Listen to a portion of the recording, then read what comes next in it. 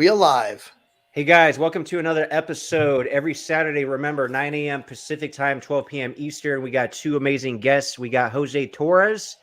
He's going to be a movie star Hey, guys. next year with Killer X, which we're going to talk about. And then we got our Marcus Taylor, who's already a movie star because he played Suge Knight in Straight Outta Compton and some other films as well, of course. And his career this year actually really is blowing up. We're going to talk about the work that you did this year. Oh, and of course, let's not forget Brian, the co-host. Brian. But guys, so we all, not so much Brian, but the rest of us all shared a very unique experience this year where we got to work with like some of our martial arts heroes in film. And Brian, we got to get you in a movie next year, working with some of these legends too. Joey the slime ball, man. I got my character and everything. That's his character. At least get you on Warrior Island, man. And you already talked to James Jefferson about that. But Jose, let's talk about Killer X.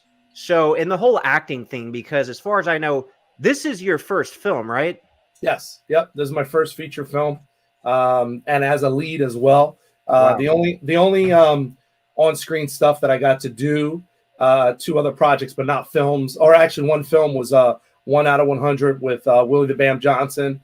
Very small role in that I had, and then that was it. So this was the first one, man. The first one out the box. Weren't you supposed to be on Warrior Island though? Because you were there on set. I was.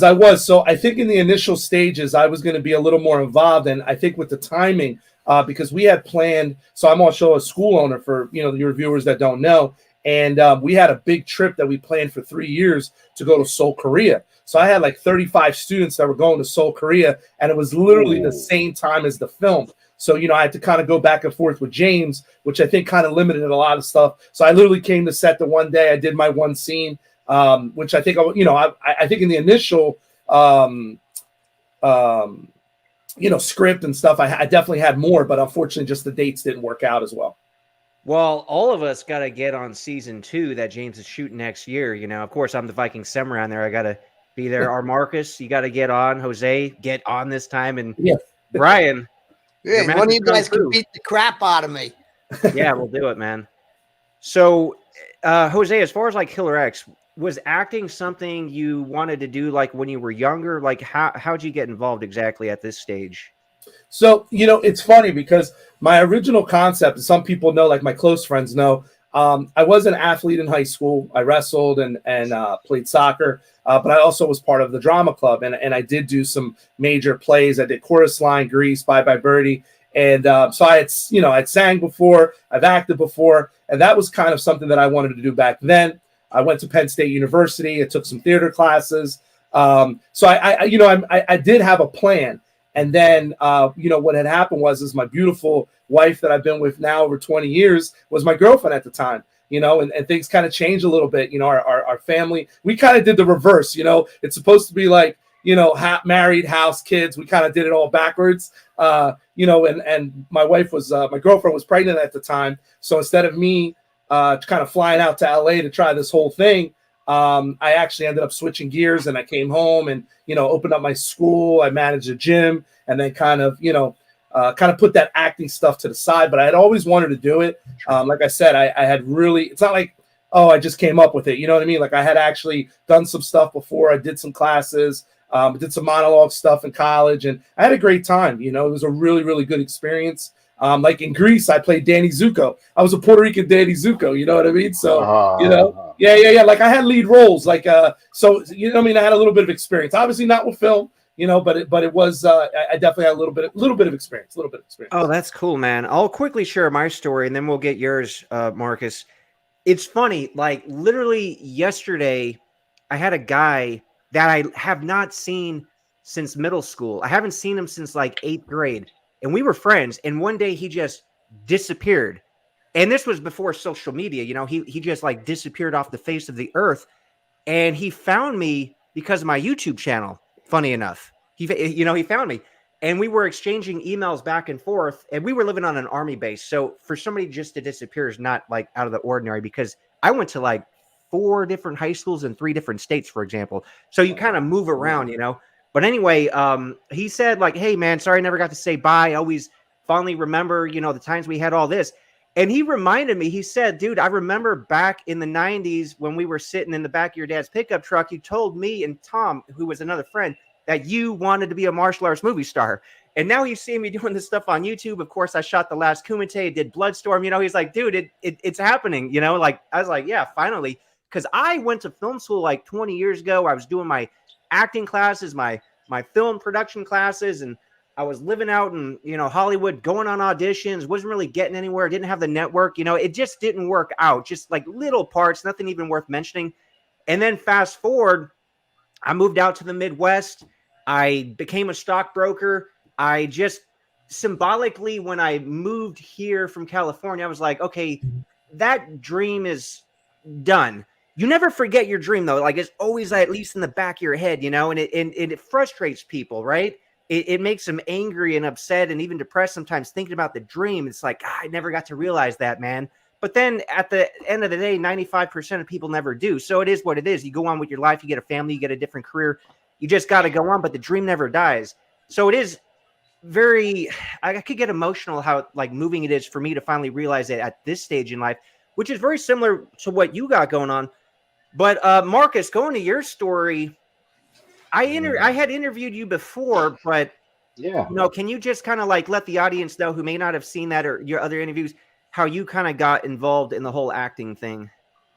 Well, basically, I didn't do any classes or anything. I love to pretend since I was like a kid, and just growing up, I loved martial arts. I started martial arts when I was 5, and I grew up watching ninja movies like all of us did. Jean Claude Van Damme. I mean, anything martial arts with action, I watched, and then I got older, started, I turned professional.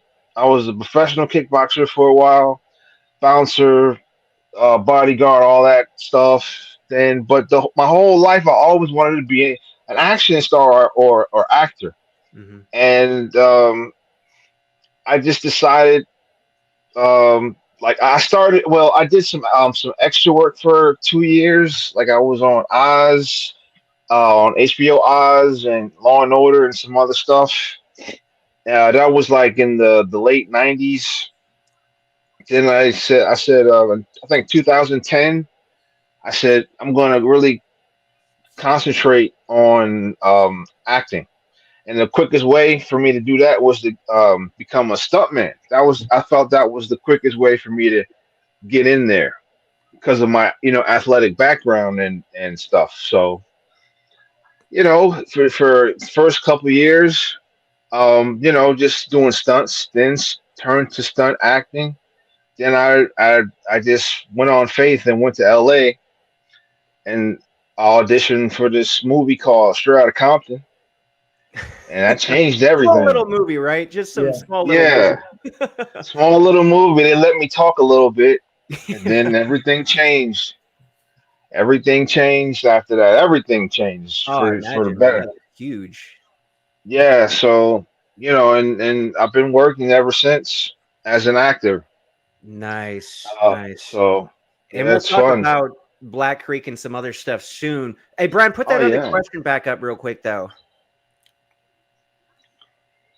Whoops. No, the Yeah, one about sorry. the one that inspired us all, the movie.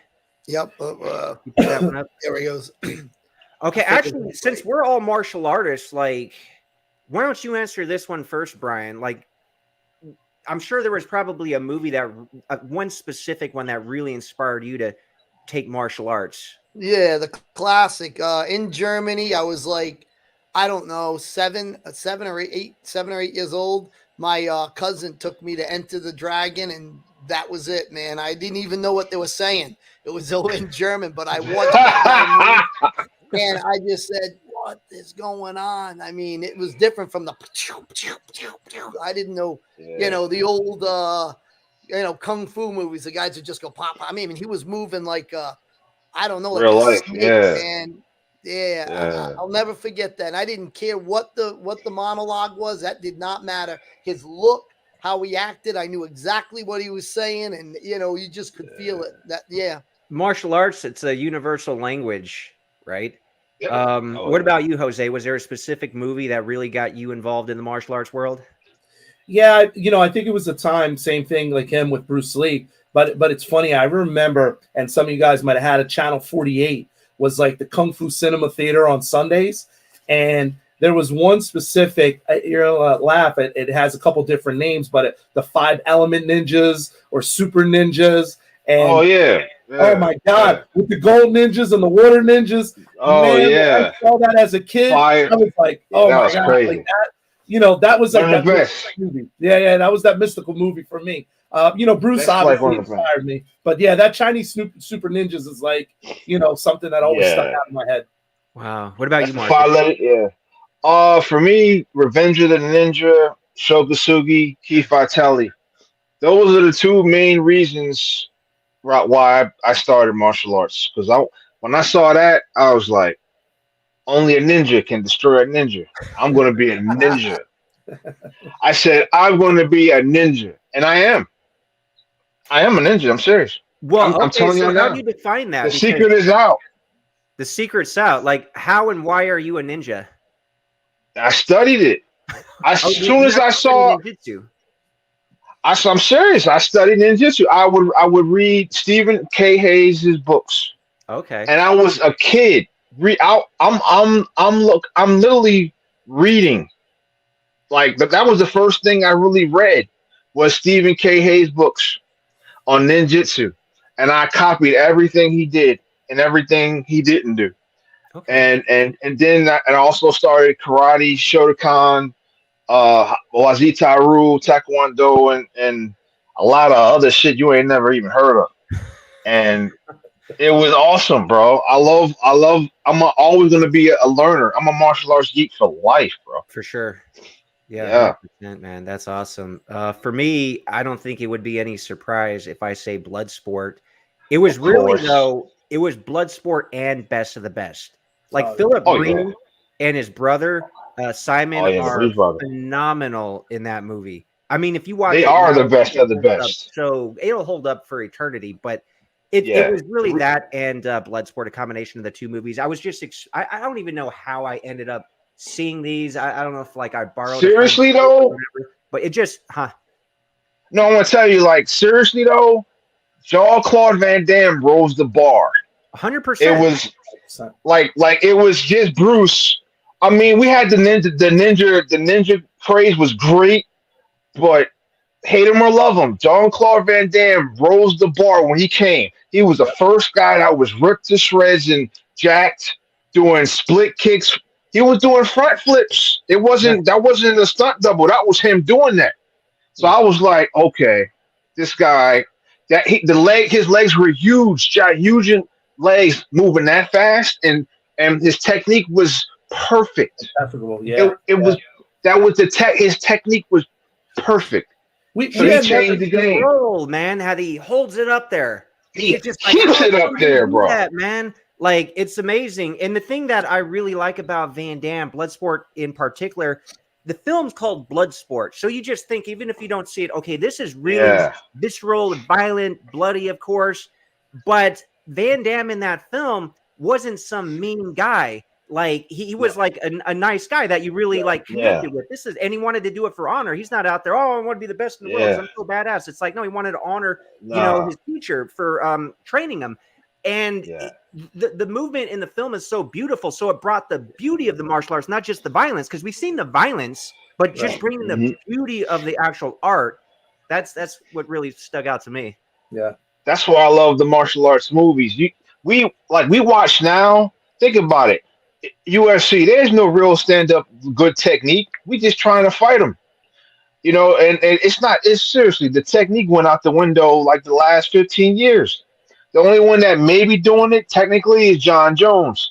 But when we watch the elegance and the style and the technique of these guys now as in the movies, think about it. Let me ask y'all this question: is it better then, technique wise, or now?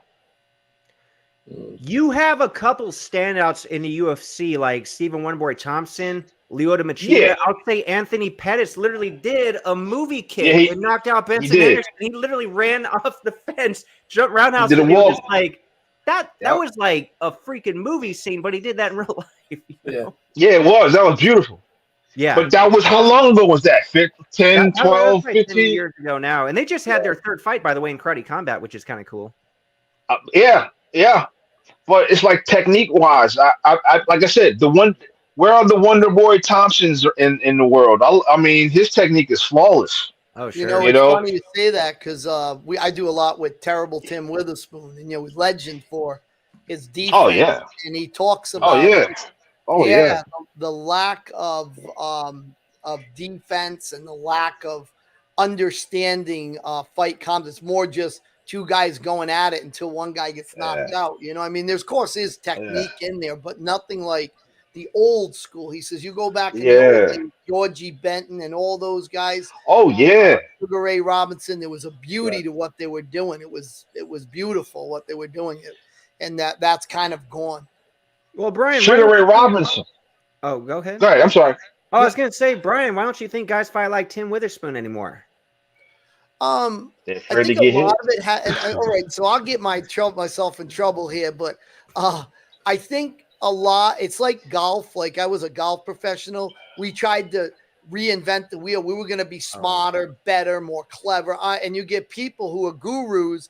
You know, somebody who couldn't break 80 in golf, but they're teaching Tiger Woods, one of the greatest ball strikers in history, and they're doing stuff that are screwing them up. They don't know what they're doing. So I think the same came with some coaches, not all, but a lot of these wannabe gurus have gotten there. They watered down techniques. They didn't know what they were doing. And the old techniques were based off the person evolved their technique. It became them. And you need those old masters who learned all the right ways of training, the right ways of thinking. Like I always tell people, what Tim knows when he goes to the grave, if you don't learn it, it's gone forever. And I hear mind-blowing things that will blow your mind. And I explain this stuff to big-time boxers when I say, you got to listen to what he's saying. It seems simplistic, but it is ingenious. And that concepts will be gone if we don't capture this from these old-time fighters. When I listen to Teddy Atlas, I just shut the hell up and listen. I can listen to him for days. Guys like him, like Eddie Fuchs who passed away, like all those types of trainers. Customato. Oh, Customato. Oh my God. It's crazy. His whole like he upgraded boxing. I mean, he really did. His skills, his tutor. That was no accident, right? That was no accident. People see what he's doing. It was stuff he learned from these old timers, and he put it all together, man. But those types of people really are gone. A lot of them are passing on, and they're passing on, and we're not listening either. You know what's interesting, Brian, with guys like Tim, for example, he's got all the skills in the world, and he proved that in the ring.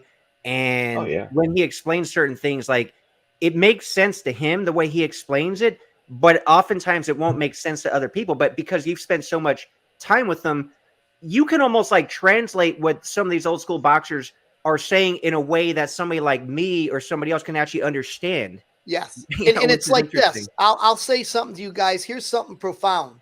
The Philly shell doesn't exist. Tim could never understand when people are talking the way they talk about the Philly shell. He says, Brian, it doesn't exist. But what he was trying to say, it was a concept. We take Wing Chun men and we make them better with the concept of the Philly shell. We take karate men, we make them better with the concept of the Philly shell. The Philly shell is in an egg. You're inside of an egg, and your hands are never out here. They're in here. So what you're doing is you're letting the other fighter give all of themselves to you with every shot, because Tim will ask you, when is a fighter their weakest? When they're at full extension of their punch, because they got a long way to come back. But if you're reaching to block, you're helping them because they can pull it back or trick you. You can't fall for a feint. Feints don't work when you stay in the shell, because a feint is to draw an attack. But if I'm here and I'm just doing this, doing little things, in here. But anyways, I digress. No, but Let's that's get a absolutely little. right. We'll get a little controversy in a minute because we can address this question. But first, in the comments section, a couple people here. Jay Rooster, we want to say what's up. And then Vegas Glaive, he said, "What's up, VS? What's up, man? This guy, I love him in the comments section. Like, he really gets and understands me as a person and everything I'm doing. I really appreciate that. But let's go over this question, which is going to be a little controversial. Turbo Terminator. Here's a question, and we'll start with you, Jose. Who truly is the best, Bruce Lee or Van Damme? Bruce Lee, Bruce Lee, Bruce Lee. You know what's funny is I want to say the impact that Bruce had on martial arts. You know what I mean? You can't. It's like Jordan in basketball, right? People are going to be better, and I'm a Jordan guy, right? But no one's ever going to do what Michael Jordan did, and I think Bruce is the same way now. Is Van Damme a prettier kicker? Hell yeah. We haven't seen anything like. I would say, and it's funny you brought up on camera at that time in the 80s when he came out, nobody was kicking Van Damme at that time. The only other person, and this is me because I'm a big fan of him as well, is Philip Reed. When Philip does his spinning kicks, beautiful on camera. Beautiful. Everything's beautiful. Yeah. Right. But at that time, even Bruce, right? When you saw some of the kicks, like they didn't look, that same way. But Bruce's impact was crazy. I'm just saying. And I love Bruce. I only started crying. Oh yeah, I just think the speed was just too they didn't do that camera stuff like they do now. Right. His speed, he was just too fast. That's why. Yeah. His technique, I just think his kicks was just too fast. And even Chuck was good. Like he was fast.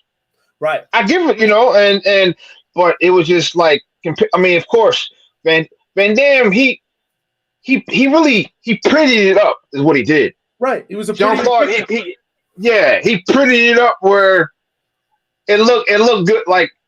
It was like it went at you. Like he made it 3D. Yeah. Does that make sense? Yeah. That's what I would say. But no one, the impact that Bruce Lee had, it's like Jordan. I don't really think. Yeah, it's like see that again. I really don't think so. I think the big thing to think about Bruce is he was like one of the earlier pioneers of physics, right? The basis of what he was saying was fundamentally correct. And would he have had to fight more to be a fighter? Sure. He'd have to have seen what MMA is and done all those things, because that wasn't a matter of fact. He was rolling against the current train of thoughts. Karate guys did karate things, judo guys did judo things, boxing guys did. Nobody was saying, let's try it all together and see what happens. We know he was the first one. Yes, right. He was. The Gracies give him credit. They say he was like the father of MMA. He was literally the first all-around fighter. Right. Or he wanted to be. He learned from everybody. Right. Everybody he won from, he learned from. Everybody he lost from, he learned from. That's why Bruce Lee gets he's the GOAT. Do you ever see the hidden moves of Bruce Lee? It's there's YouTube videos of it, and whenever you see him move, there's something you don't catch. But when you slow it down, he's literally doing feints, and his movies, he's feinting the guy. He where he gets that from? He got that from boxing. Because people don't know he was a boxer. His favorite boxer was Muhammad Ali. That's what made him. He was an amateur boxer. People don't know that about Bruce Lee. He gets the feints from boxing, and then he applied it to everything else. That's why it was beautiful.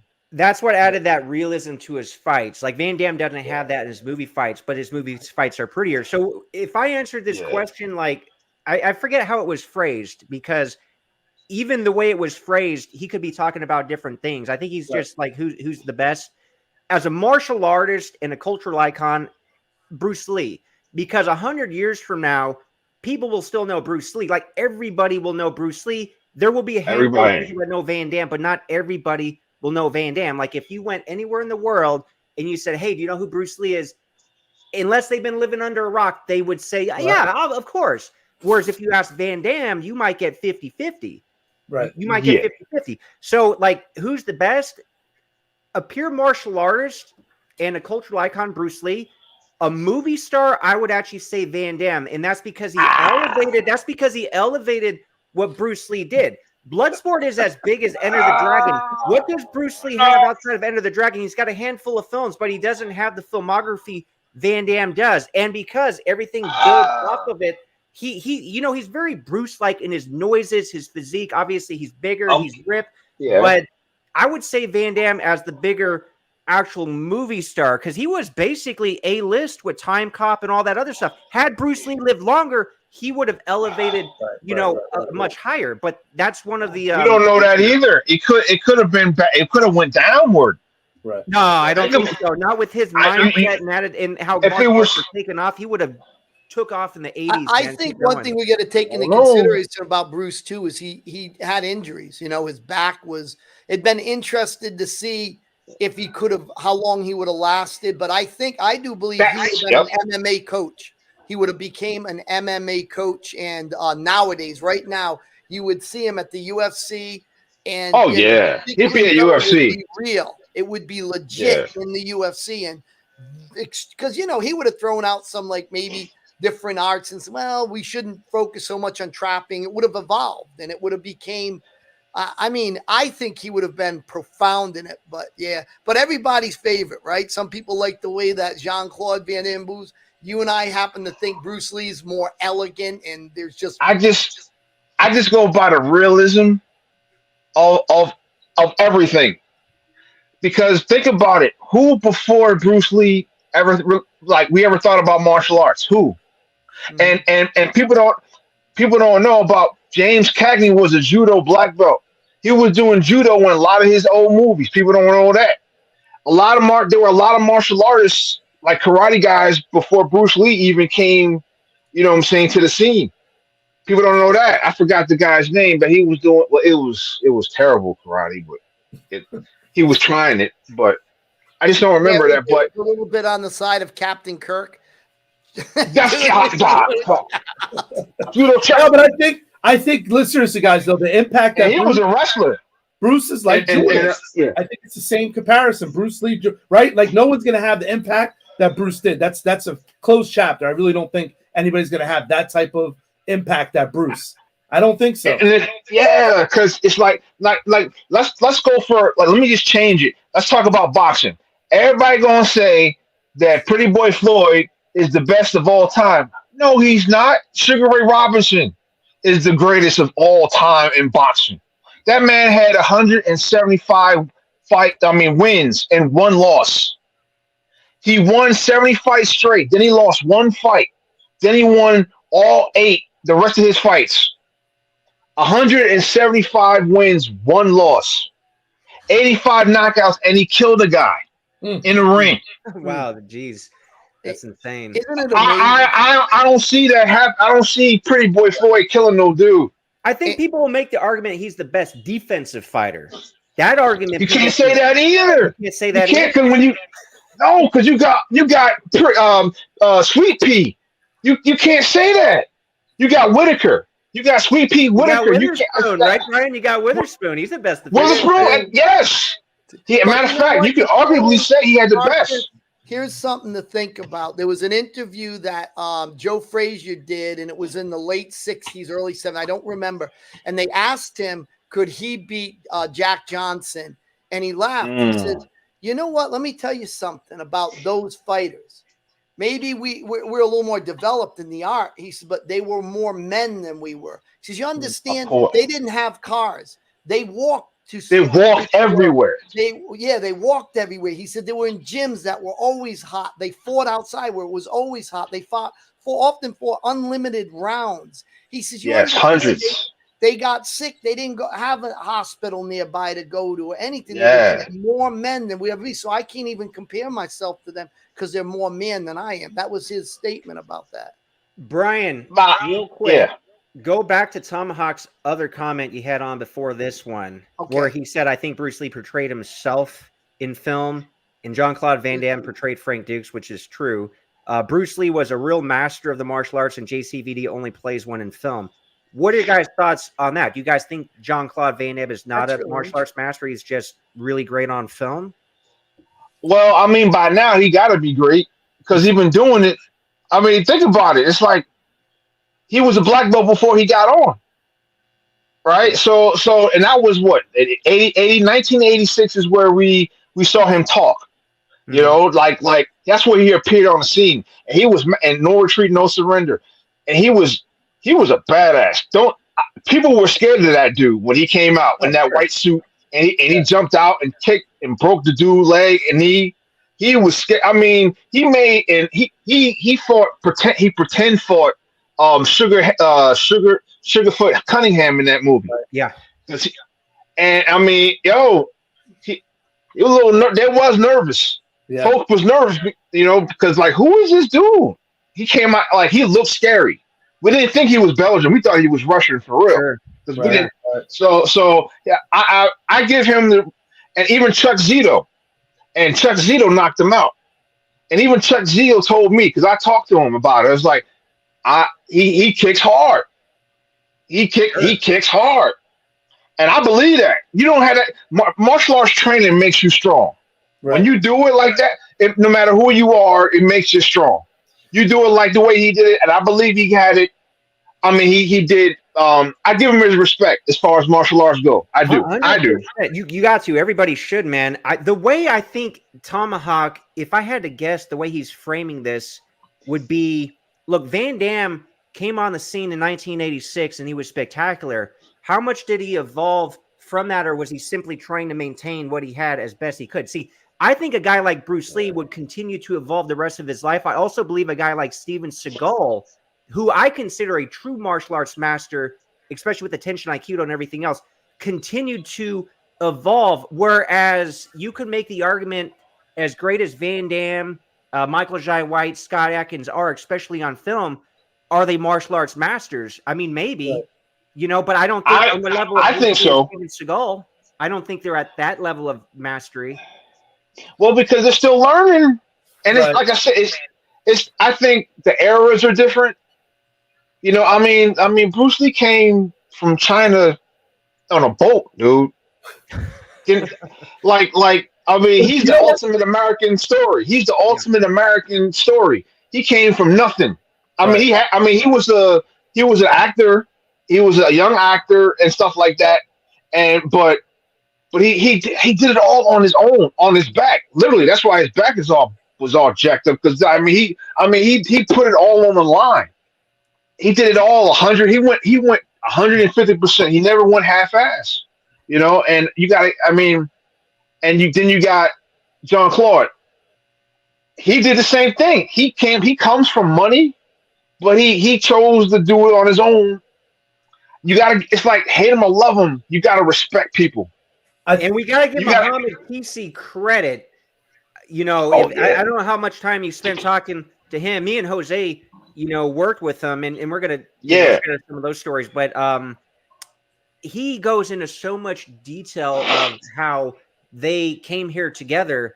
And you know, Van Damme barely spoke English. Muhammad actually spoke better English, but was really the rock and supported him so much. So yes, we got to give Van Damme credit, but like behind, you know, every good man is either a woman or I guess a guy like Muhammad Kisi. Right. I think Muhammad is a better actor. Really? Personally. And I think he's a better actor. I just think, can I be real with y'all? It's a color thing. Let's be real. I'm gonna be real with y'all. Come on now. Brown really wasn't popping. You know what I'm saying? And you know, at the time, it's a lot of it was. I mean, it was the Rocky craze with Dolph Lundgren being a Russian, same, you know, and then you got another muscular man that can kick and can fly in the air. Here's the thing, Marcus. Like, people can easily make the color argument, especially in that era, and there's some truth to that, obviously. But at the end of the day, despite the color, Van Damme, whether he's white or whatever, he's just a very handsome, marketable guy. Oh no, yeah. Audience. So even if he was like mixed or like darker complected, those features are just in the physique. It's just beautiful. That's what made pleasing to the eye. That's But why Bruce Tone Lee Poe could was be so considered a colored pivotal. person. You know, Bruce Lee could be considered a colored person. He blew up. He was. He Yeah, was. that's what I'm Same, I saying. mean, So it same didn't thing. hold him Yeah. back because he also had a very good look Yeah. on screen in Well, general. Oh, and yeah. remember this about Bruce Lee too, is he was coming from a culture where people didn't look at them as really fighters, even though there was karate Exactly. in the white community, black community, they were Yep. fighters, like literally heavyweight fighters. And he's coming Yeah. here, and the next thing you know, he's getting legit fighters like Joe Lewis, Yeah.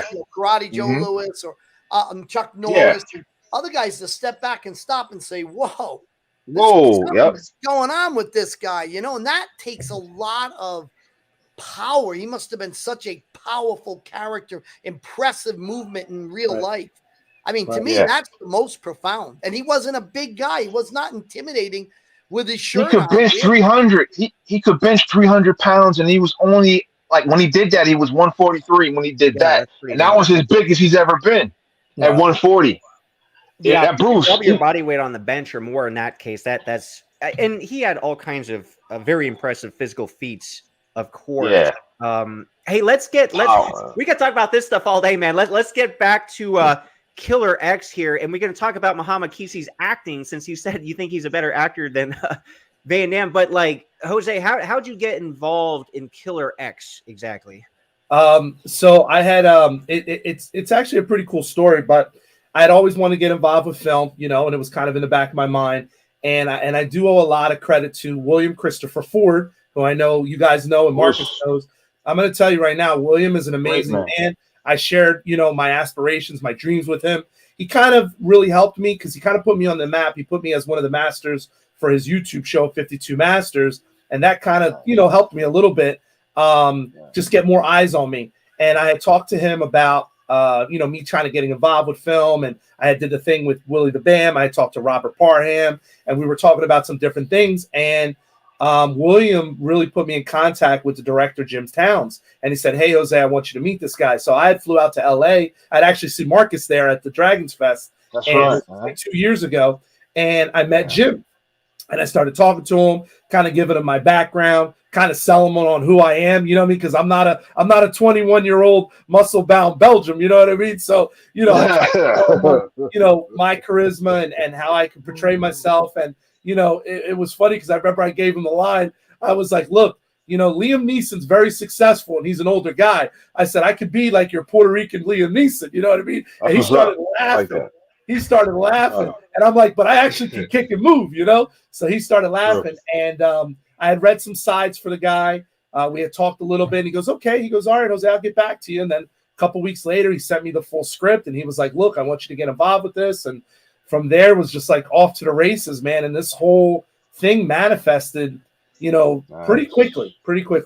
That's awesome, man. Jim Towns, for those who don't know, like, what other films has he made? Like, does he primarily do action martial arts films? Does he do other genres? No, he doesn't. He's primarily a horror guy. Like if you Google him, I believe he's got something on Hulu. He recently just did something that's coming out with Lionsgate. He just did, oh my God, and I should know all his stuff. Lionsgate, that's big. He has just 2 other films that he did over COVID. So I want to say his last 10 films he's had distributed on various different platforms. Asylum, I think, is one distribution company a lot of people know of. Yeah. Like I said. But he's primarily that, but he's tied to other martial arts guys. And that's actually what kind of put this whole thing together. You know what I mean? And again, I feel like that's what it is, right? It's when opportunity presents itself, you kind of have to take it. And it just happened. He had a script, we were talking about it, and, William gave me the opportunity, and, I was able to sell myself at that point. Nice. Hey, Brian, can you play the teaser for Killer X so we can take a look at this? Here we go.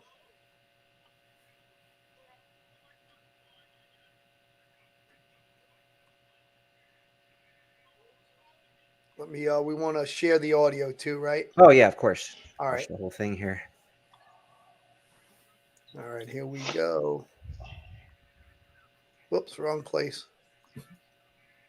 Oh, there we go. Things that you couldn't tell me. I just thought they were in the past. It's been a minute. It's been a lot of minutes. I know you weren't going to the dojo to pick up that stuff. I know there's something else. Is she here? It has to do with Ayana, doesn't it? It does, but it's not like that. I need to know who she's in trouble with.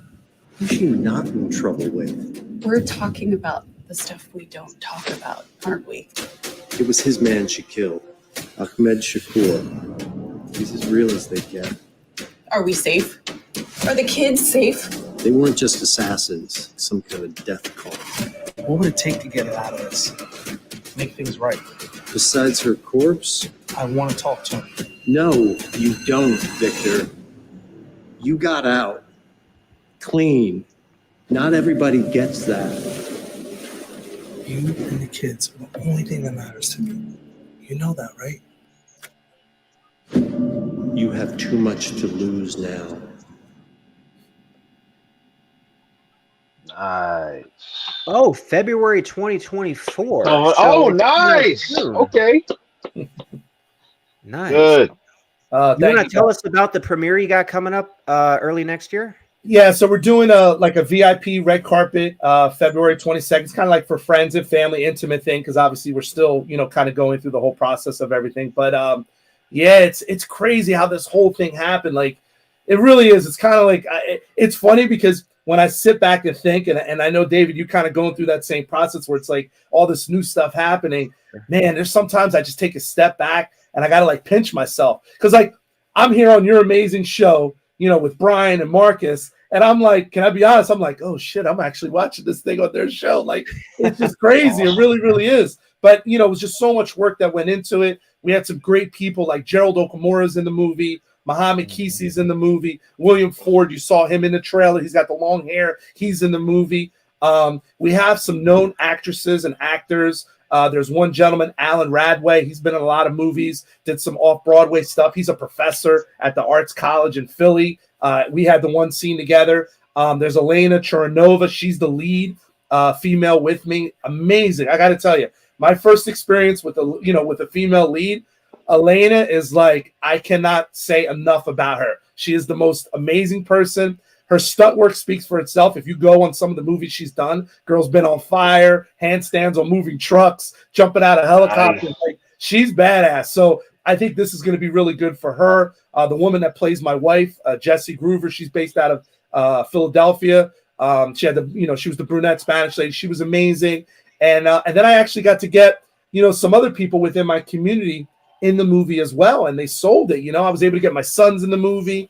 So my one son actually plays my real son. I think he's going to steal the show. I think my 12-year-old's going to steal the show. He's the little guy in the film. I think he's going to steal the show. He's going to steal it over Muhammad Kisi? He may. Muhammad likes him. Muhammad already adopted him, so I don't know. But it's funny. I got to tell you, and I share this with you guys. In that movie. Say it again? How many people from Philly are in that movie? Oh, yeah, man. Right. That's Philly. I'm right next to it. I want to say 11, maybe 11 different actors of people. Yeah. Wow. Really? No, I'm in Jersey. I'm right over the bridge, right over the Betsy Ross. Oh, shoot. All right. We live right near each other. We'll have to hook up. Absolutely. Yeah, Absolutely. yeah, definitely, man. So we have Jersey. Because I'm going to be in Philly in January anyway. So we'll all have to nice. hook up, obviously. But Muhammad, I share this. Dave, I share this with you. So, and I'm going to share a story, and I've been waiting to share this story, and Muhammad will vouch for this for me. So I had Muhammad come out, and I'm a fanboy of Van Damme, Tong Po. Like, I remember when I was a kid, I was like, yo, that dude's badass. Like, he was like, whoa, right? Kicking the pole, right? He was a bad dude, right? So he was scary. Getting in contact with him, I had him on my show, Martial Arts Xperience, and we hit it off. We started talking. I told him about this project, and it was funny because we really connected on a car ride because I had him a guest at my tournament, at my karate tournament expo that I host Memorial Day weekend. So 2 years ago, he came. He was our special guest, and we just started talking about this movie thing. And I shared with him, I said, this is crazy that you're even here with me. I said, because, and my parents are no longer alive, but I remember I was watching Kickboxer, and I was so excited when I saw that movie. And my mom was, an amazing Puerto Rican mom, loved her son, and she would do whatever I wanted her to do. And I would make her sit and watch these damn movies with me because I didn't have a brother. My mom did too. You know what I mean? I remember I literally started like jumping up when Van Damme won and this and that. And I told my mom, and it's crazy. I told my mom, I said, Mom, one day I'm gonna meet these guys. I'm gonna do a movie with them. And she said, you know what, Papi? She goes, I believe in you. You're gonna meet these guys. I know it. I know you're gonna meet them. And I swear I was in the car with Muhammad and I was driving. It's true story. And I got emotional. And I looked over to him and Muhammad's like, yo, you good? With his accent. You know how he told? He's like, Jose, you okay? You know what I mean? So I was just like, yeah. And I told him the story and he goes, oh my God. And we always kind of go back to that story because he just came for his reshoots and he shot a scene fighting my son, right? He's fighting my son. And then he and I have this big fight scene. And I'm like, holy shit. Like I'm literally fighting Muhammad Kisi Tong Po in my first film. And my son crazy. Too. Like I left that for my son. And I'm like, man, you can't, you know what I mean? You can't make this up. It's just like, that's incredible, man. Yeah. That is incredible. That experience, man. Incredible. Unbelievable. Like I was throwing a hook kick in one of the things. And I'm like, you know, in the back of my mind, I'm like, man, I gotta make sure I throw this right because people are gonna be comparing this to, you know what I mean, the other people. Yeah. You know what I mean?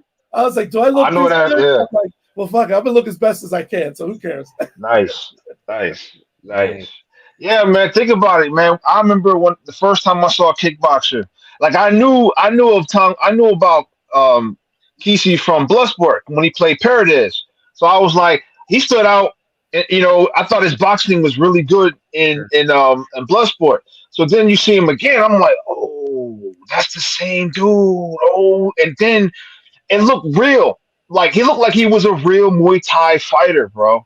Like you know how many heavyweight Thais you see fighting, right? You know, and he, I mean, it just looked really authentic and traditional, and I just loved it. I mean, the entire choreography, they did a really good job. I don't care if they don't like it or not. People don't like it. I love that. I mean, I loved it. It combined 100%. It was awesome. So I can't wait to meet him. I want to meet him. Like, oh, I know the whole family are boxers, bro. Like I used to see those dudes. I would look back on those guys. I was like, his older brother was really like he looked like Muhammad Ali. Like both of them, they can really snap the jab, throw those hands. They can let their hands go. I'm like, wow, scary. Bell was a professional boxer. His brother, who played Attila in Lionheart. Funny enough, I got to work with him in the last Kumite. They were both there, of course. I shared a scene with Abdel Kisi, though, which is insane. It blows my mind, you know. I can't wait to meet those dudes. We know Muhammad's got great hands. He actually had a really good amateur boxing record. And I know you're close with Don Wilson, and so am I. Who do you think would win in an exhibition kickboxing match between Muhammad Kisi and Don the Dragon Wilson? I'll start no stuff. No, they start no stuff, man. This could literally happen in 2024. This isn't just like they both want to do it. Don is one of my closest buddies. He's great, man. And he listen. I just recently worked with him, and we're doing something else. This is I ain't gonna say nothing until next year, but we're doing something together. Nice. It's gonna be crazy, but we talk about fighting all the time, and he really wants to touch him, bro. You know, it's the process. He's training. He's been training literally nonstop since like August.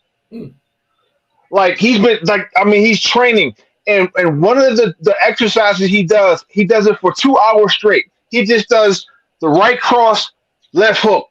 That's all he does for 2 hours straight. I don't know how many rounds is that. He does it now. I've seen it, bro. Sure. It's scary. And he's ready to fight at any. He's ready to kick somebody, and he's solid. He's like he's not afraid. I asked him, "Have you ever been afraid to fight anybody?" If I say no, would you? I mean, what would you think? I mean, what do you want me to tell you? I was scared. I wasn't. That's him. He doesn't even warm up. He's not afraid to fight. Oh, it's time to fight, and then he goes fight. Yes. Because he wanted to be like he fears no man. this is what I would have You to know- do to go like, immediately. He'll fight any man. Like he'll fight Mike Tyson. Marcus, do you know Right who now. he was planning on fighting? He was okay with it. Guess who? Who? Tim Witherspoon. So and Tim is preparing to fight again, but Tim And wouldn't that's fight him, crazy. right? But he wouldn't fight him because he was kicking. Tim Oh, don't if like it was kicking. just Yeah. boxing, Boxers don't like. no, box- like Don even told me, and I had the honor of training with him over the summer, even sparring with him, and I was very surprised how quick his reactions are. Because he's an older guy, but it's just like, no, he's moving like a dude who's 30, man. So I was He's very impressed. scary, bro. But He's no, scary. he's not delusional because he told me if it was strictly boxing, Tim Witherspoon would knock him out. Like he was like Tim. Yeah, he ain't Witherspoon, stupid. boxing, he'd get me. Don would even admit But I'm gonna that. tell you, but Don can box. He's just being really Body humble. stature. Yeah, He he's got really- the body shots, man. He fought dudes way bigger than him, and he beat them down. He didn't beat them up. He beat them down. Oh, okay, Not even- Marcus. So you hype the hell out of him, and deservingly I'm not so. trying- He's I don't- speak for himself. listen, The question everybody- remains. The question Listen, remains. everybody out there in the streaming area, it ain't safe for Muhammad to fight this man. Okay, that answers. I love Muhammad. I love Muhammad Kisi. I'm one of his biggest fans. I got movies that nobody knows about. When people thought he played Tom Poe, but it wasn't. It was another character. That's how many. I got all his movies. Sure. You know what I'm saying? But I don't want him fighting in no exhibition with Don the Dragon Wilson. Okay. I'm telling you, he ain't gonna train hard. Like Don is really training. He don't. I mean, he won't. We talked about it. He said, "I won't hurt him unless he tries to cheap shot me." And I'm like, that's scary, bro. He really like you look at Don. He don't look like a fighter, but he's a fighter, bro. I wouldn't spar him. It's not. It just he just might do something by accident. I'm serious. That's scary. He don't want to fight that man. I say don't do it. Please don't do it. Jose, It's not a joke. It's not a joke. I'm telling you, don't do that. He's gonna embarrass Kesey Unless he gets money. Unless he gets paid a lot of money. And even then, it's not worth it. It's not worth the pain. It's not worth the pain. Jose, you because you recently worked with Kesey and you had a fight scene with them. You moved with them. Like how's his movement? How's his endurance and everything else right now?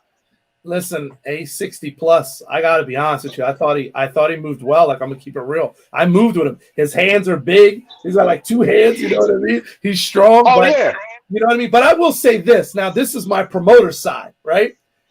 If they can get the money that, like, obviously that it's totally different than a Roy Jones Jr.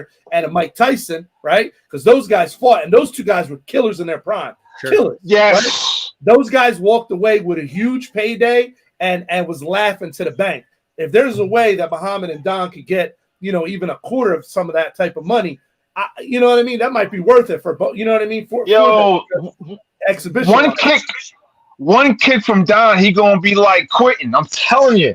Is it boxing? Kickboxing. No, it would have to be Kickboxing. It would have to be kickboxing. I'll tell you why. Because and I already You thought don't about want the to do marketing. it. I already thought about the marketing. It's the world's greatest sport kickboxer, Don Wilson, versus the world's greatest movie kickboxer. The most feared movie kickboxer. Yeah. And I told Muhammad it has to be kickboxing. We have to market it that way. And Don and Muhammad are both, very excited about it. And Brian and I were, and we're still talking about this event potentially later in 2024 that they would be perfect on. Even the guy we're involved with, he has a history with Don, and he loves the idea of the fight. So like you said, Jose, it only really matters if the money's there. Speaking of which, celebrity boxing matches, Marcus, would you partake in one? And we'd market you as like, anytime. Anytime. Knight. Bro. Fighting, It's funny, like my manager says no, but I'm like, this is what I like. That's what I like. I like the box. I like the kickbox. That's what I did. Why would your manager be against it? Because that's going to boost your stock popularity profile, regardless of. I know he don't, because he knows how good I am. Good. A lot of people don't know. Wouldn't that boost your stock even more? If I win, shit. Okay. Oh, depending on who you fight, dude. Like depending on who you fight. Like let's. What would be the dream Depending fight? on who I fight. Yeah. What would be the dream fight? Like what would be the dream fight? Anybody that wants to fight me. Well, we need a big name. Any big name guy that wants to fight me. Okay. Well, If they want to fight me, because I come know on, man. and I a knew where really this is great going. martial arts movie star, not the best of friends, unfortunately, but he's got a big name and he's very skilled. Would you actually do like a celebrity boxing match against Michael Jai White, for example? Well, the bigger question is, would he want to do one with me? That's the bigger question. That's the with most anybody in important general, question. you know, because I don't know if I'm sure if the money was there, he would do it. Like, why wouldn't he? Though he said he doesn't really want to put it on the world stage and, you know, that kind of stuff. Unfortunately, he's a gym fighter is what he will say. He's an actor. I'm an actor. Like, I'm not a fighter no more. It's cool to be an actor, bro. Like, it's smarter to be an actor. Come on.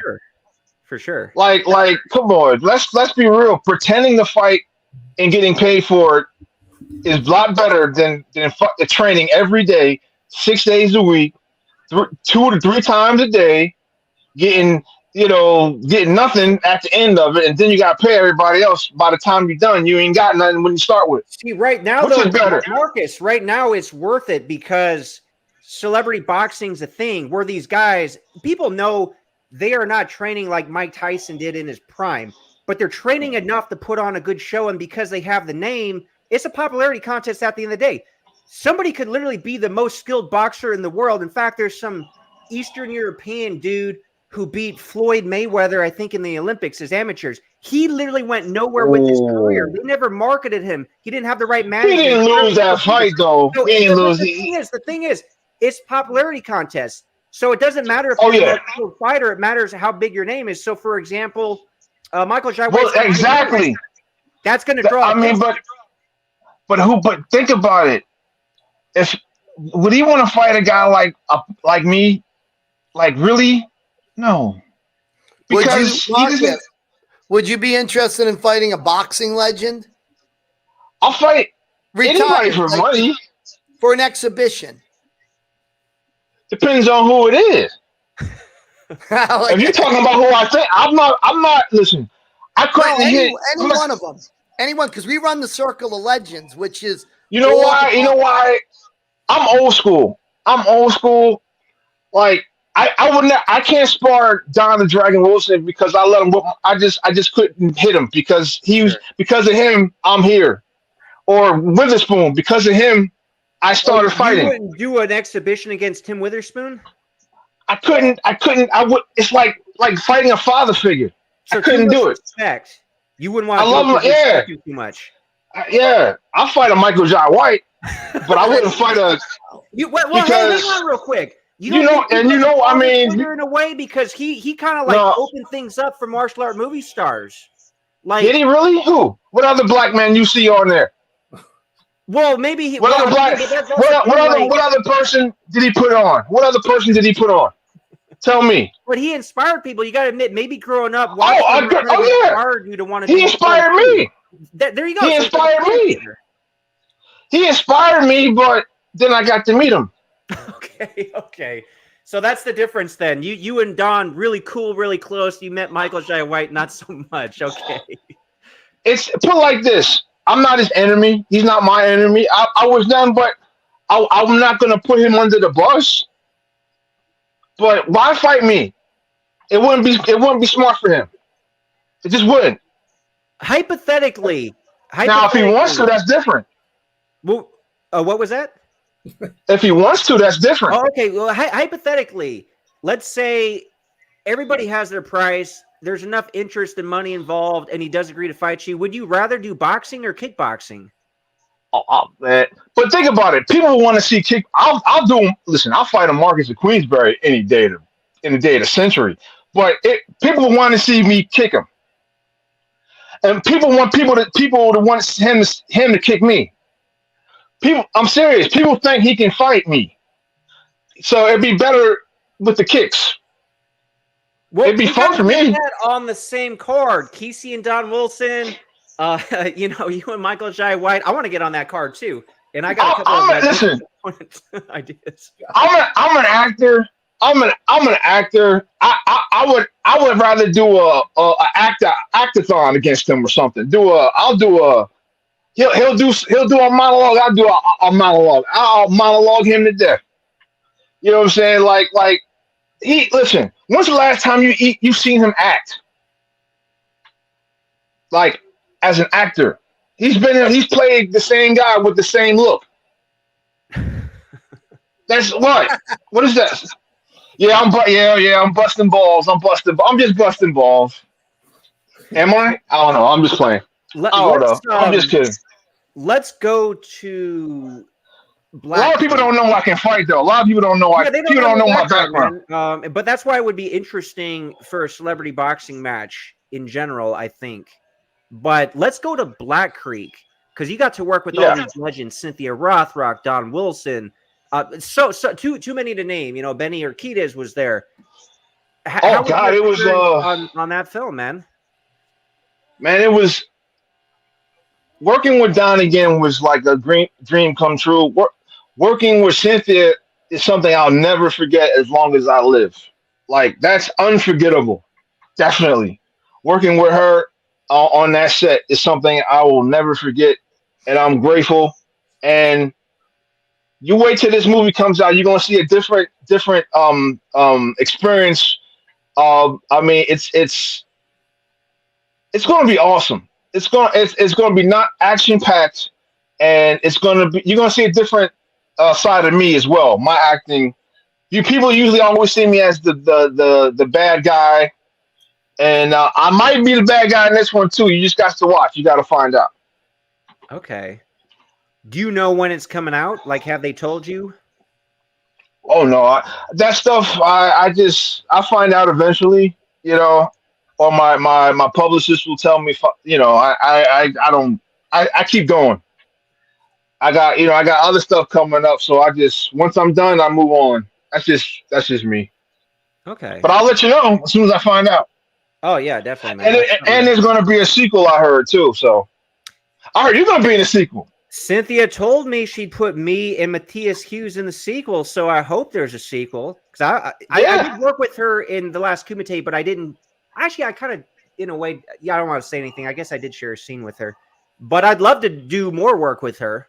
You know, so hopefully man, it's successful and they do a sequel.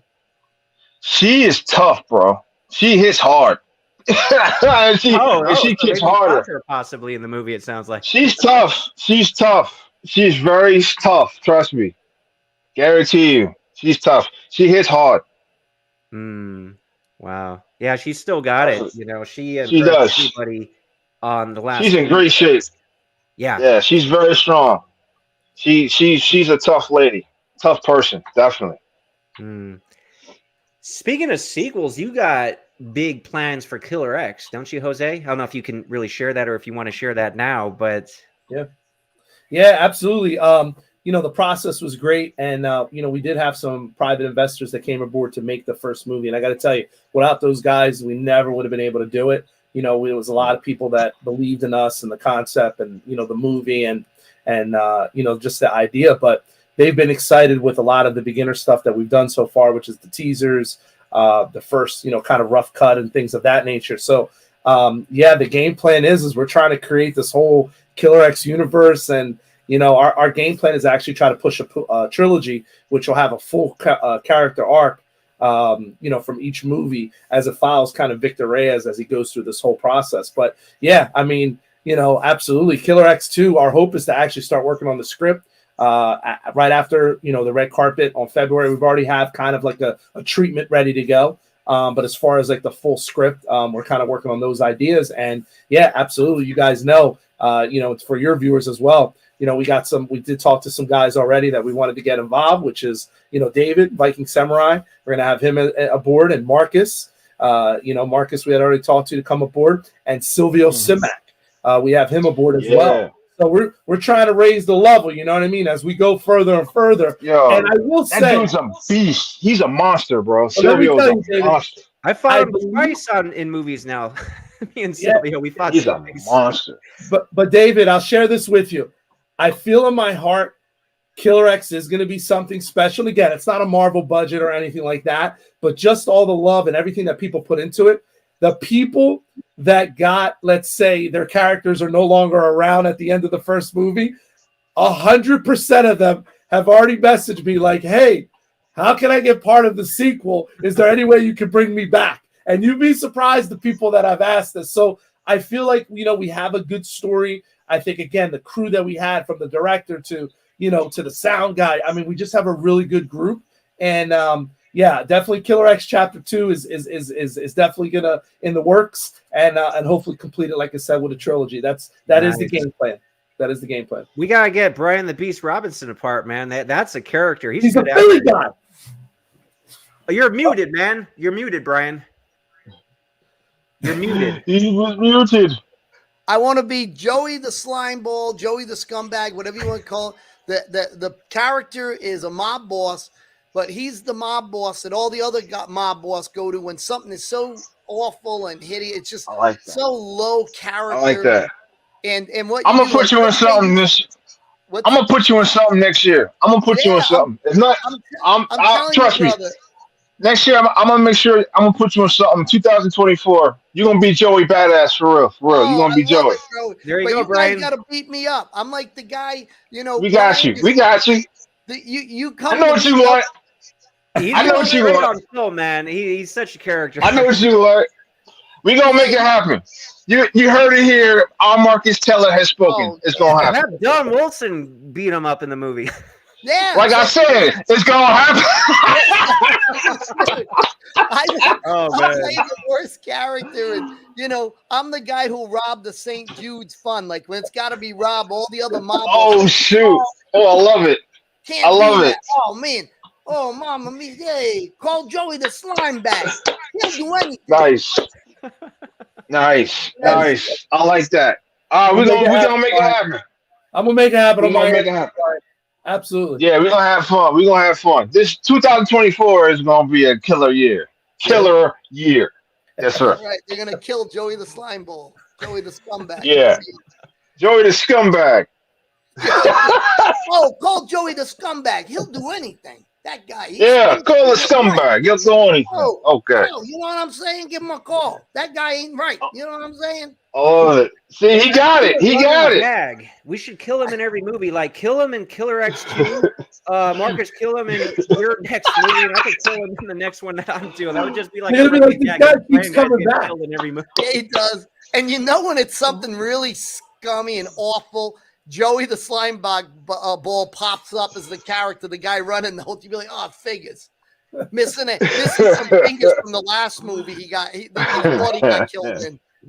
Oh, nice. Man. I like it. This is good. So, David, just to go back, David, February 22nd, and I think I sent you the links as well. February 22nd is the private red carpet thing we're doing. It's in Burlington, New Jersey, at the Regal, and we're excited because the whole cast is coming in. Muhammad's coming in. Elena, basically the whole cast is coming in. Gerald will not be coming in, unfortunately, but everybody else from the cast will be coming in. So it'll be a cool opportunity for everybody to, to see everybody, get some pictures. We have some really cool things set up, and then a little after party afterwards. So kind of give it back to everybody that helped support the film. Yeah, sure. Well, how much are the tickets? Like the public wants to go, for example. So they're doing it through Eventbrite, and I think it's like $25 plus the processing fee. So it's $25 tickets. Oh, so they could basically watch the movie and meet all you guys and take photos and all that kind of stuff for $25. That'd be cool. Yep. Nice. They absolutely can. We have a whole process. We're going to run a red carpet. We have a group that's going to be coming out, kind of doing interviews, and then we have photographers and everything else. It'll be a really cool event if they're able to make it. So, Brian, if you're close in Philly, maybe we can have you. We'll start pitching you already. Yeah, man, get me out there. I'll come all dressed up, man. I grew up in Rhode Island. I'll put the whole Italian mob look on. Perfect. Come in character. Cool. Yeah.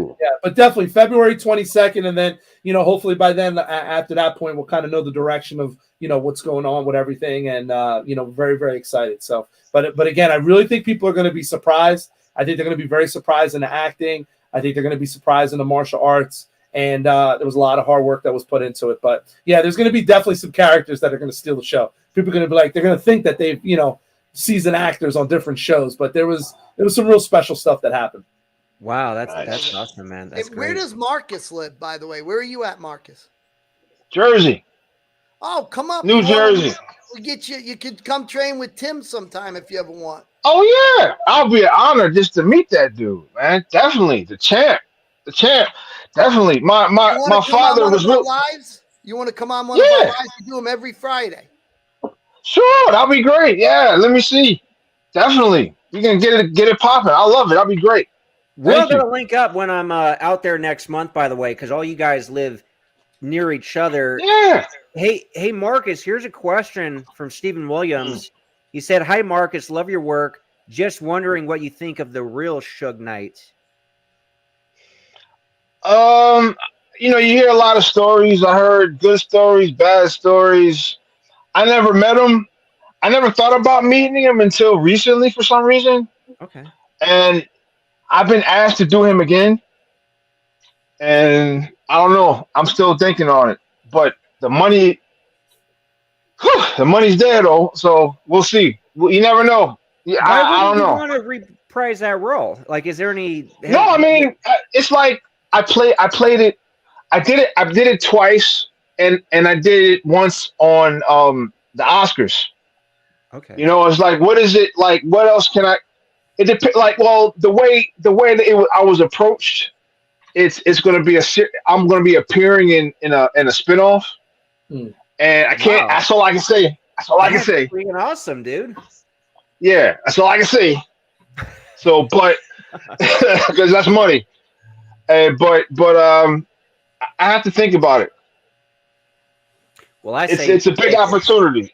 Yeah, that opportunity. Yeah. You can't pass something like that up, man. That would be insane. Like, hey, Viking, real quick, when you're in town, we should Marcus and Jose, we should go down and meet Slim Perkins. Remember, he's a forgotten but one of the greatest trainers ever, man. Oh wow, forgotten legend. You guys want to meet somebody? I always want to get him recognized again, but he's a legend with the boxing legend. I mean, the guy is a god, but I mean his life. Oh yeah, I've definitely heard of Slim Perkins. Definitely, absolutely. I definitely know that man. Yeah, we'll have to get meet his up name with him, out man. there with the celebrities, and maybe he'll, because he's poor now. He doesn't have anything, man. A guy like that, how is he forgotten? How are people not coming to him? Like it's a dirty business. Boxing is a dirty business. Yeah, it is. And dirty people in it. And dirty people are in it. That sucks. That's the reality of it. That sucks too. Well, you the best fighters world too. You can say that about almost everything. Just about, industry, for sure, man.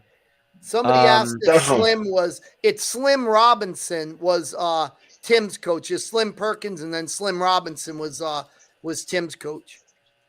Yeah. Oh, here's a question. Results may vary.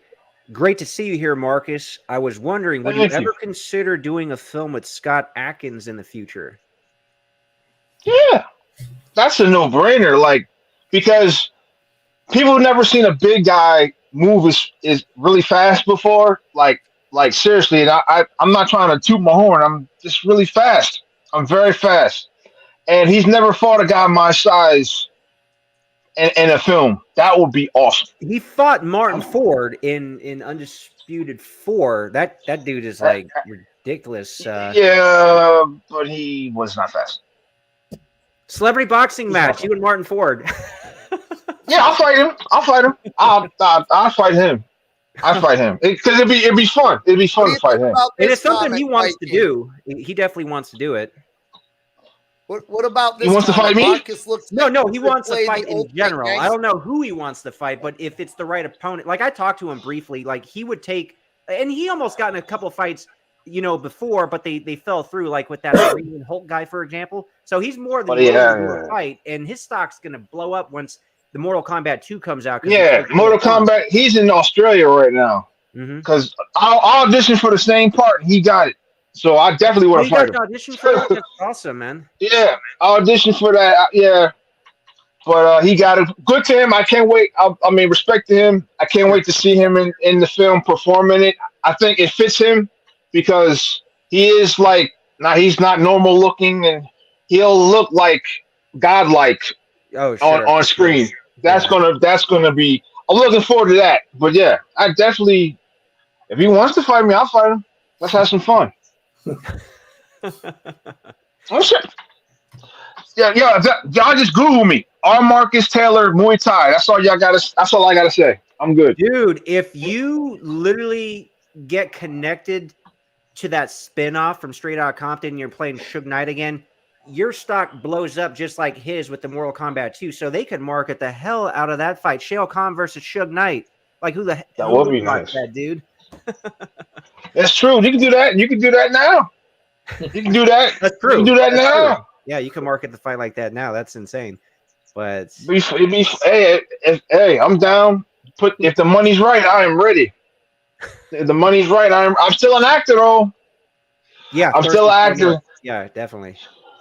Because sometimes I had to stop training because like sometimes I get hit and stuff, and they were like, "All right, you can't get punched in the face," and then I can't really, and stuff like that. Or, Yeah. but yeah, I'll do it. For him, I'll do it because he can't, he can't fight. Mhm. He's strong, but I hope he brings that steroid. He gonna need it if he fight me. But steroids can't stop a chin. Steroids can't stop a chin though. No, it You won't know, help I the don't- chin. Yeah, it won't help a Marcus, chin. what do you think about? Somebody said Marcus looks like he could play the ultimate gangster. I totally agree. Or could play Don King in a role, I reckon. But yeah, dude, you got that scary gangster look, man. He already played the ultimate gangster, Suge Knight, man. I played the ultimate executive, The music ultimate executive. gangster. I played the ultimate music executive. Yeah, but then the last 9 years I played the bad guy.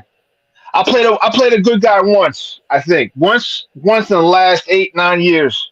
Wow. And I get to play a good guy once next year. So Oh, nice. No, Nice. so that'll be good. But yeah. Yeah, I'll fight. You pay me? Yeah, I'm good. Brian, put up this comment from Lee James from 1:19 p.m. I want to get Marcus's thoughts on this. And Lee, if you could expound on this comment, what you mean exactly. He said, Marcus, you perfected the MJW look dead on, my man. So I know, didn't I? I know I did. Oh, from That's the earlier look. when you were given his look of as far as like he's always the same. Okay. Yeah, that's what you're talking about. yeah. Okay. Okay. That's the thing. God bless him. God bless Michael Jai White. God bless him. He is what he. If it wasn't for me, if it wasn't for him, I wouldn't be here. I'm not going. It's the truth. That's what I was He is trying the to guy. say. So he is like, despite your relationship with him, kind of a father figure because he partly inspired you to want to be. A father is a person that nurtures someone. A father nurtures. Well, a father figure you can have, like, nurtures. an alcoholic, abusive father. So I don't know if he's No, the but- equivalent of that in your acting career. Nah, if anything, like I said, he's the guy that came before me. For what he's inspired me, he's inspired all of us. He's inspired a lot of people. For sure. He is, in my opinion, Michael Jai White is one of the top martial artists the world has ever seen. His technique is next to flawless. I mean, he's just not a fighter. Oh, okay. That's it. He's a like. Would you want to walk up to Michael Jai White in the street? Nah. Oh, that would be unwise. But is he a fighter? No. Hey, your buddy CJ over here. Me and Marcus are doing a film in Be nice. 2024, but I'm sure Yeah, my yeah. content will get overlooked because I'm not bringing drama. You already Whatever, started. dude. He started. Like, your friend doesn't like me. Whatever, man. Anyway, do you want? No, he likes you. guys are doing? He likes you. He Does likes he? you. He likes you. Yeah, he likes you now. He didn't like you before, but he likes you now. Oh, he definitely didn't like me before. He was all over my Instagram. Yeah. He likes you now. Nah, he likes you now. He likes you now. Oh, can you talk about the film you guys are doing at all, though? Well, yeah. It's Robert Parham is directing it, and I don't know if Seafood Ron Hall is involved, and I think he wrote it, and I was approached and I was like, wow. And there's gonna be some Emmy award winners involved possibly in this as well. Wow. I'm talking about guys that were in Bloodsport 2. Wow. Remember Bloodsport 2, Bloodsport 3, and some of those guys came to direct the John Wick films. There's gonna be people involved from that era, and yeah, it's gonna be hot. It's gonna be hot. That's cool, It's man. gonna be hot. We literally just had Ron Hull on a week or two ago live. Yeah. These live shows. Shoot, man, y'all want to be in it? Yeah, you could be in it. Shoot. Let's make it happen. Yeah. CJ, man. Maybe we'll be or CG. Yeah. CG. We'll CG. Yeah. I'm telling you, he like you. He like you. Cool, He man. like you. Trust me. He like you. This It's gonna be crazy. This is a funny ass comment from Jay Roos there. He said Michael Jai White's best acting is on Vlad TV. Oh shit. You're right. Pretty good, man. No, man. No, like I got no ill will. I did. I wanted to fuck him up really bad. I really did. But it's over now. It's cool now. But I definitely do a what do you call it? An amateur exhibition. Oh, It'd be fun. It'd be good for you guys. Make some money. It'd be good. Yeah, definitely. He should want to because he's a martial artist, and I mean he's a martial artist. Definitely that. So it'll be fun. We should do a karate combat league type of thing. That'll be tight.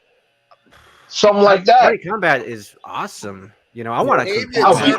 Like after I get a couple movies out, I actually have a somewhat of a name. I want to compete in karate combat, man, because that would be suited to what I'm doing. Though, of course, I'm focusing on the boxing, but karate combat would just be obviously natural, that kind of fighting in there. Like, I was watching the Anthony Pettis, Benson Henderson fight the other day, it's like just I saw it too. Man. And we would all actually, even you, Brian, this is more of like the style that we come up with, because it's kind of like full contact, point sparring in a way, but it's full contact. But they fight like point guys, but they keep going, Yeah. Yeah, they keep going. Yeah, continuation. Now they can fight. They fight on the ground too. And karate combat. It'd be cool. That'll be cool. I'd do it. That'd be fun. Yeah. It's amazing all these things that are out now because, again, like when we go back to the beginning of what we talked about, Bruce's time and the early Van, they didn't have stuff like this. You know what I mean? So like, it's just amazing. It's just amazing, Even the situation. And I'll be honest, is like even with the opportunity with me to get involved with Killer X, right? It's because of technology now and opportunity. Because if you did films 20, 30 years ago, right, and you had to develop the films, I mean, you needed hundreds of $1,000s just to make a terrible movie. You know what I mean? Where now, definitely, for, a fraction of the cost. So it creates more of opportunities. You know what I mean? I think for people. So there's always been I think the modernization and the development of technology and all that has been good for martial arts and movies and things of that nature. I think so. Yeah, I think it's getting better with that for sure. Now one of the issues though, because anybody can make a film these days, like with your cell phone, not everybody should. And nobody should, because there are so many independent films and some of them are very low quality. I'm talking from the camera work, the lighting, the acting, everything. People kind of like just associate, if that's an independent film, it kind of lowers the bar of what people think. It really does. In general. Yeah. So that's a shame. That's why if you make one that really sticks out, it doesn't really matter how good it is. It matters how popular it could become and how many people become aware of it. So that's the challenge is not only making something substantial that sticks out as an independent film, but getting the word out there. So I'm happy to have you on here, talking about Killer X and trying to spread what I can on the channel. And, I appreciate that, David. Yeah, thank you. Yeah, listen, and hopefully the next time, we see you guys, I'll have more information, if we get distribution going and, because that's the dream, right? First one out the gate to be able to get it distributed by somebody, which would be huge. You know what I mean? For me, for the project, for the vision of Killer X, for me as an actor, as a Latino actor, I mean, it's big. You know what I mean? Like there's definitely some big shoes for me and opportunity and kind of creating, there's things that I want to do to get more Latino actors, Latino martial arts involved in certain things. Because that wasn't done at that time. Let's be honest. There was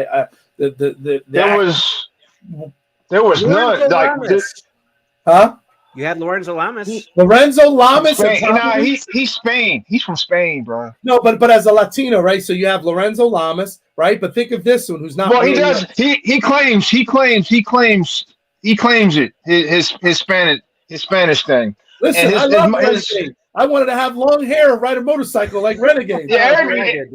Cool, man. And I love his movies. He's one of those guys too. I bought him a Fat Burger years ago, and we're still cool to this day. He's cool as and yo, people have told me he can bang if he wants to. He's not just.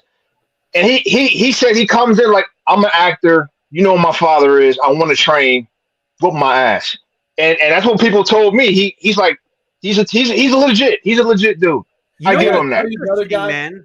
And I interviewed him, and you guys should check out that interview section talking about his martial arts history, because I was always impressed with Renegade and his martial art movies back in the day. But what really kind of blew my mind, because he had so much talent back then, was when I interviewed Jeff Langton, who worked with all those guys. Oh yeah. Like everybody. He's another guy. But the thing is with Jeff, I said, hey man, who's like the best, most talented martial artist you ever worked with? And he said, Lorenzo Lamas. And that's why I had to dig deeper and get a better understanding. And then we delved into he hooked me up with Lorenzo Lamas, by the way. And I got that interview in his story. But I was, it's not like it's not like I never thought Lorenzo wasn't great. I just I wouldn't have put him on like the best, with like Steven Seagal and Philip Bree and all these others. Don Wilson said he's legit too. Like he said, Lamas is like the biggest thing he did was Renegade. And I know he's big Falcon Crest and that type of stuff when he was younger, but I feel Greece, that major action he just didn't get right. He didn't get the role or get the things. Unfortunately, he told me what happened. He told me like because Renegade was big because he was still doing movies. The straight to video movies. And Renegade was on for like 6 seasons, and then he just said, it don't matter who you are. Sometimes he says sometimes you call your agents, they stop answering. Wow, that's what he told me. He said it's just the root of the business. Yeah, and I was just like, wow. He's like, make sure you capitalize on everything you do. He told me he gave me a lot of advice. He gave me a lot of advice, man, and I think I want to see him definitely. I want to see him come back to do something. It's too bad people get older. When it comes to action heroes, it's like, dang, you don't want when Chuck Norris, oh shoot, he got a stunt double. Damn, it's like you forget. He's 65, right? Or 80 or 84, and actually he's doing another.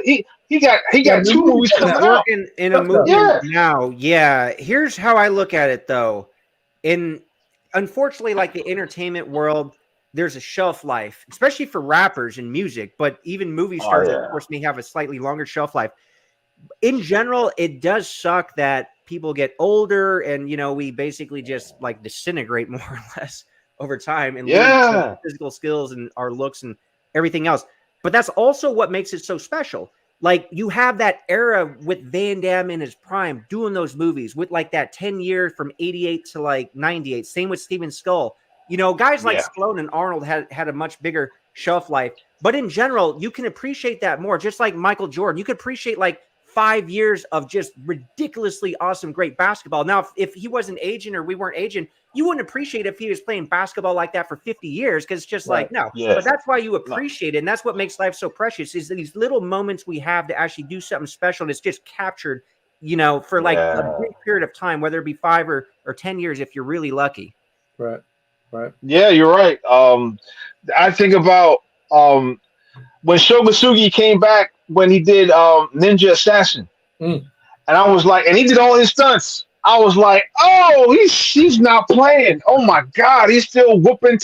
It made the other guy look stupid, really. But it's like, dang, but then he didn't do anything else after that. And I was like, oh, but it's like, he's 76. right? What can you say? And like Richard Norton, and he's in his 70s and he's still in great shape. He was on the set of Black Creek and he's a scary individual. He's a scary individual for real, seriously. And he's so cool. He's like one of the coolest guys. He does this drunk English accent routine is phenomenal. I'm sorry. I'm not trying to say he's not a right? He's Say it Australian, again? isn't he? Yeah, he's Australian, but Well, that's he's where from that Australia. English accent in general came because he used to always be drunk. They have that reputation back then, so they literally sound like they're drunk all the time when they just talk normal. And he does this. He just does this thing, and he does it with his neck. He's like, Marcus, what are you doing? Are you doing something clever? Whatever you. It's funny. You got. He does it better. It makes me laugh. He's like, have you had him on here? You should have him on I here, bro. need to, man. I definitely need to. He's There's phenomenal, a handful of guys bro. that I really I wanna had get, him. next You got to year. get the time schedule with him, David. He's a really good guy. I got him. He was Oh, on you had him my on your show? Xperience. I did maybe 2 years ago. Sweet Okay. guy. Yeah, Awesome. sweet guy. Nice. Yeah.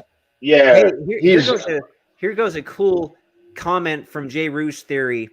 Haven't enjoyed a podcast as much as this in a while. Great convo, guys. So, we want to leave people wanting more. So we usually try to keep these about an hour. We're about an hour and a half in. If there's any last thing you want to say it now, but we should cut out and leave them wanting more.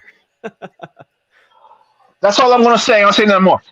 Okay. I'm just kidding. David and Brian, I want to thank you guys, man. Thank you so much. Thanks for helping me, push the movie. And Brian will definitely connect, being so close. And David and Marcus, I'm excited. You know what I mean? 2024 for us. We all got individual things happening, but I'm honored to have the opportunity to do a project together with you guys as well. Oh, definitely. And thanks for having me on too today. It was fun. I was talking to David the other day, and I was like, "Yo, have me on, man. Come on. We went platinum. We went viral. Let's do it again." Yeah. And he had me on. So thanks, man. Thanks again. Oh. And Brian, we gonna do it 2024. We gonna do it. Definitely. Yeah. Thanks everybody for joining, and we're gonna have Jose and Marcus back, and of course Brian's here with me every week. So make sure to tune in 9 a.m. Pacific, 12 p.m. Eastern every Saturday. And all the trolls, remember my channel. Go join it and troll me. For sure. See you All right, guys. I'll see you. Take care.